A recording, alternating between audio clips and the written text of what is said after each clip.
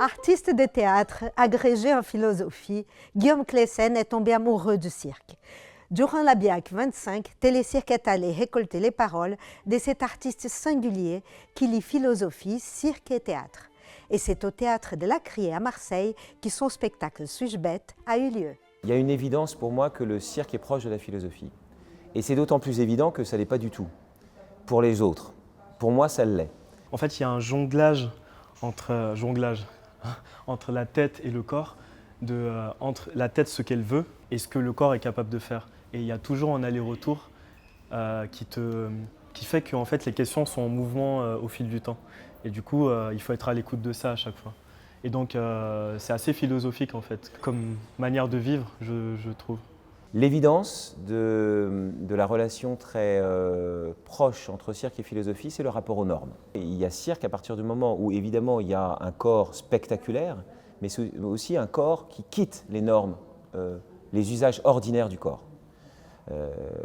Pour moi, la différence entre la danse et le cirque, c'est ça, c'est que c'est un corps qui est capable d'être dans des mouvements aberrants, dans des mouvements qui sont presque monstrueux, antinormatifs, quoi. Le philosophe arrête, ou la philosophe arrête le langage et interroge les mots et dit, pour parler, en fait, il faut d'abord réfléchir aux mots qu'on utilise, qu'est-ce qu'ils veulent dire. Donc, et ça, c'est anormal, quoi.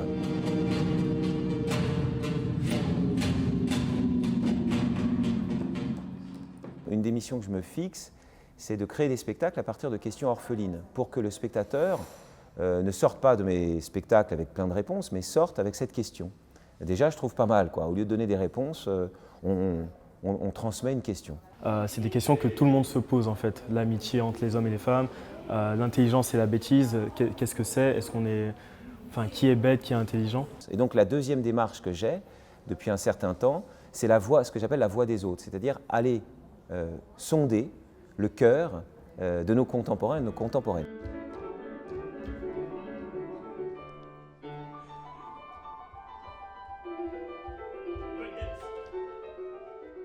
Donc c'est un spectacle qui défend ça aussi. Et comme on l'a joué beaucoup dans les lycées, avant de le jouer dans les salles, on a vu combien dire ça régénère vraiment les élèves, quoi, parce que beaucoup d'élèves sont en manque de confiance intellectuelle.